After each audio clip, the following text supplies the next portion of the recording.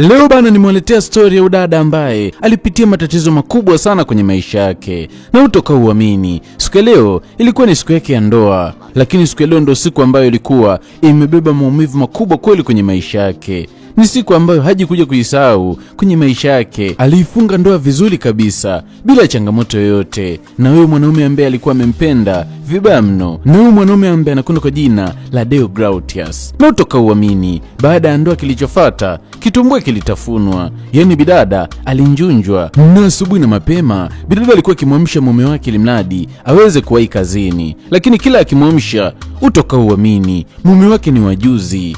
Mume wake alipoteza maisha baada ya kufunga ndoa na kuweza kufanya tendo la ndoa. Utoka uamini ni kwamba mshikaji alipoteza maisha pale pale. Kumbe hivi vitu vinawezekana eti. Kumbe ni kweli kuna watu wanasemaga kwamba kuna watu wanakufa baada ya kuweza kufanya tendo la ndoa. Kumbe ni kweli bana. Mshikaji alinyosha. Madhaki alikuwa akilia kwa uchungu. Alilia kwa uchungu vibaya mno, kwa anamlaumu bidada ambaye anakwenda kwa jina la Jemima kwamba huyu dada ndo amemuua mtoto wake. Amemuua mtoto wa dada yake. Huyu madha bana ni mama yake mdogo na yule mshikaji ambaye amepoteza maisha. Utoka uamini, kijiji kizima kilimkamata mtoto wa kike. Muuaji huyo, muuaji kaua mume wake, kaua mume wake. Bidada alipewa kesi ya kuweza kumuua mume wake. Ilikuwa ni huzuni kweli kwa upande wake. Walimpeleka mpaka kwa mwenyekiti wa kijiji. Babake mdogo na mshikaji alikuwa ni wa moto vibaya mno. Ameniulia kijana wangu, kijana ambaye alikuwa akinilea. Huyu ni muuaji, lazima naye afe kama ambavyo amemuua mwenzake, na tuweze kulifumbia macho hili. Bidada utoka uamini kwamba alinyolewa nywele.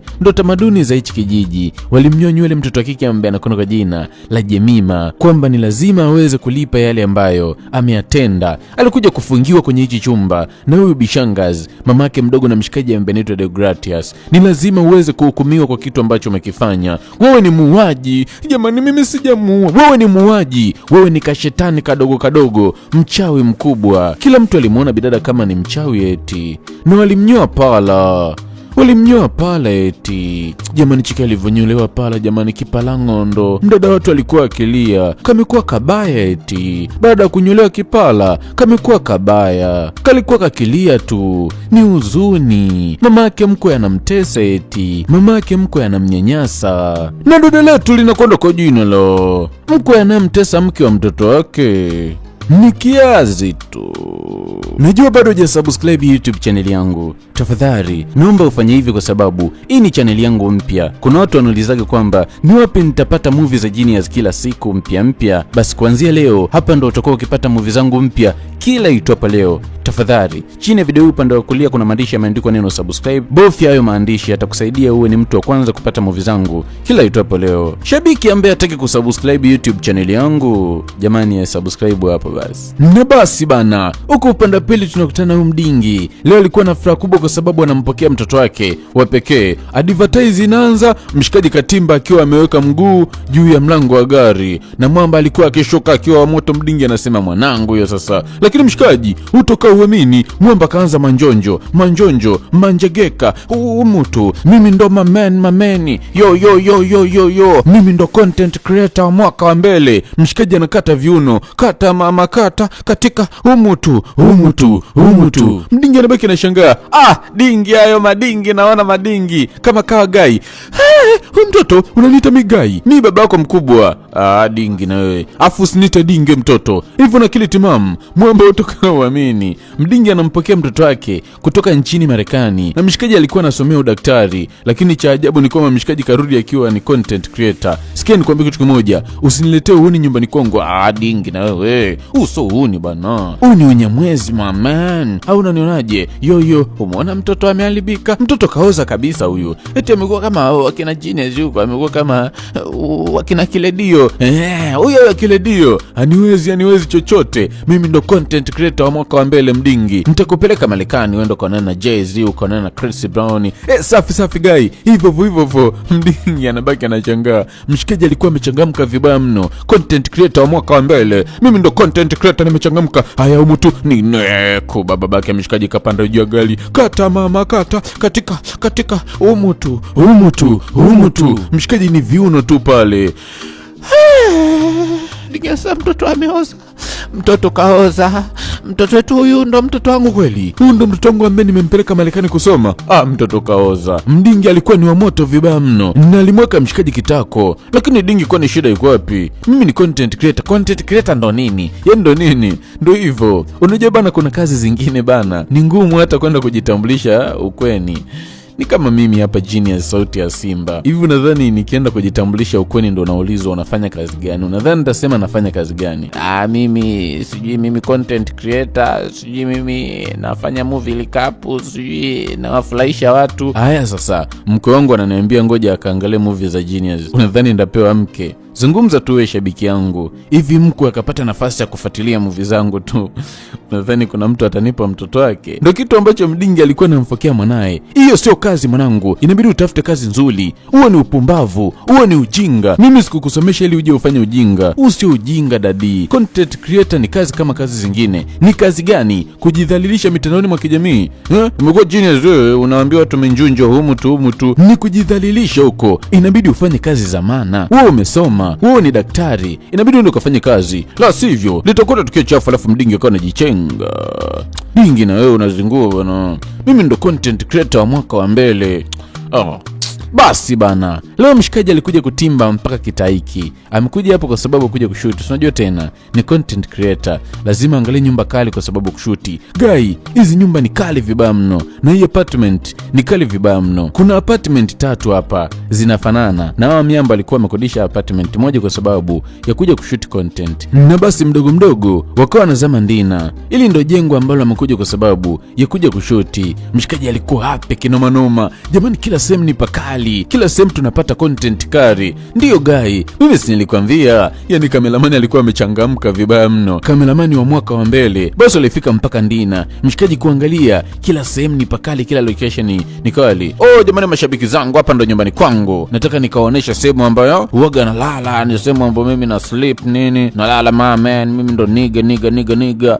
Kila mtu ananijua mpaka kamba The Don, mpaka Genius ananijua. Ngoja nikawaonesha sehemu ambayo mimi nalala. Huko ndo chumbani kwangu ambako nalala.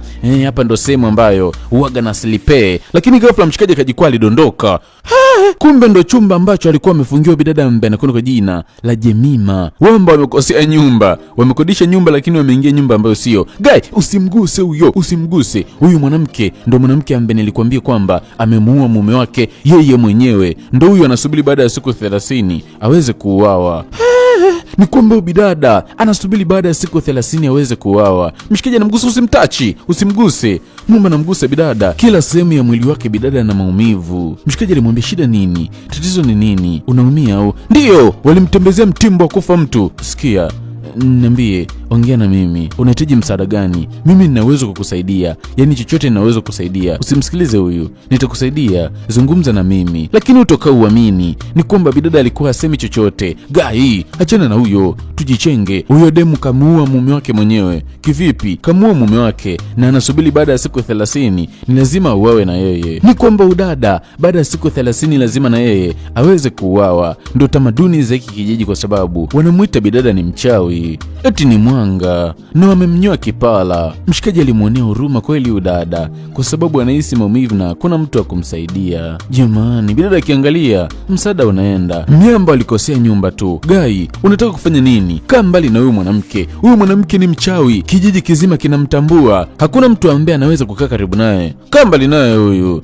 Lakini mshikaji alikuwa amepagawa. Vipi Guy, mbona uko hivyo? Mbona kama unamuonea huruma hivi? Mbona kama vile kama una kitu kama unataka kufanya? Kikweli Guy, yule mwanamke anatia huruma eti. Anaonekana kabisa kwamba anahitaji msaada. Yupi? Yule? Ndio Guy. Inabidi tumsaidie. Mshikaji ambaye anakwenda kwa jina la Owen. Maana huyu mwamba anaitwa Owen. Alikuwa akimuomba rafiki yake kwamba uweze kumsaidia bidada ambaye anakwenda kwa jina la Jemima. Na rafiki yake anakwenda kwa jina la Chris. Haingia akilini Guy. Yule ni mwanamke ambaye anaonekana tu kabisa kwamba anahitaji msaada. Guy, kaa mbali naye. Usije ukayakanyaga. Vyovyote bana. Mshikaji alikuwa amemind vibaya mno. Wameshindwa kumsaidia mdada watu. Eti kisa yule mdada alikuwa eti amemuua mume wake. kapewa kesi ya kumuua mume wake na kijiji kizima wote wanamuita mchawi. Basi miamba walizama kwenye ndinga pale na mdogo mdogo wakawa wanajichenga. Na baada ya siku 2 kuweza kupita, utoka uamini, mwamba alikuja eneo lile lile, alikuja kwenye ile nyumba ambayo walikosea, wakaingia mpaka kukutana na yule dada ambaye alikuwa anasubiri siku 30 limadi aweze kuuawa.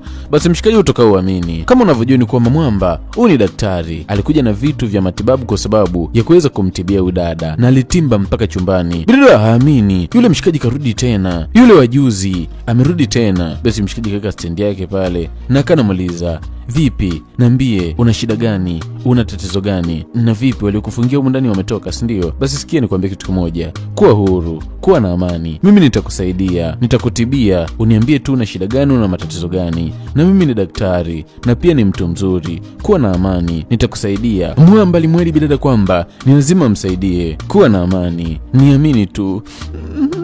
Bidada anatamani kuongea kitu lakini anashindwa nini aseme. Mwamba akamwambia kuwa na amani tu, wala usijari, mimi nimedhamiria kukusaidia. Bidada akanahitaji kuweza kunyanyuka pale, lakini utoka uamini, maumivu ni makali. Basi mshikaji akagundua kwamba bidada alikuwa na maumivu makali kwa sababu ya kichapo. Akampatia dawa. Hiyo ni dawa ya maumivu na ni bingwa hiyo dawa kutoka Marekani, itakusaidia. Na basi mshikaji akawa anamnyanyua bidada pale, kamkalisha kwenye kochi. Bidada hali yake ni mbaya vibaya mno. Basi bidada akawa anamshukuru mshikaji pale. Hatimaye umeongea sasa. Toto mwenyewe, nitaka nishangae, huwezi kuwa bubu mwanamke mrembo kama wewe. Nimefurahi kweli, hatimaye sasa umeongea. Hii inadhihirisha kwamba na wewe ni binadamu kama mimi. Niambie, shida nini? Kwa nini kila mtu anakutenga? Kwa nini umefungiwa kwenye hichi chumba? Na ni kwa nini unakubali kufungiwa? Kwa nini usitoroke? Kwa sababu nikiangalia kuna nafasi za kutoroka, ila wewe ni mwanamke mrembo kweli. Alafu mshikaji akawa anamgonga bidada pale, lakini bidada na maumivu makali kweli. Zamani maana bidada na maumivu makali kweli kwenye mwili wake, so mshikaji alikuwa akimuumiza. Mwamba kana mwaga mtoto kike, kavaa radio yake pale, ni content creator, yani muda wote mshikaji ukimkuta yupo lede. Na mdogo mshikaji akawa anajichenga, hutoka uamini, fumanizi, wewe mpumbavu, unafanya nini hapa? Na wewe ni nani? Umepata ruksa kwa nani kuingia kwenye nyumba? Sema wewe ni nani? Mimi ni mtoto wa Cosmas. Yani mtoto wa Cosmas ndio uingia kwenye nyumba za watu bila ruksa? Kwa nini umeingia kwenye nyumba? Na nini ambacho kimekuleta hapa? Sema, nini ambacho kimekuleta? Kilichonileta hapa, niligundua dada anauma kwa, nimekuja kumtibia. Na ghafla bidada kule ndani akawa anapiga kelele. Basi mdogo ikabidi waweze kuzama mpaka ndani. Bidada alikuwa akisi maumivu makali kinoma noma, maumivu makali, na mshikaji katimba kumwangalia bidada. Bidada hali yake ni mbaya vibaya mno, inabidi ende hospitali. Kufanya nini? Inabidi ende hospitali. Mimi ni daktari, wewe ni daktari. Ndio, mimi ni daktari, inabidi ende hospitali ala iwezekanavyo, la sivyo huyu anaweza kafia hapa.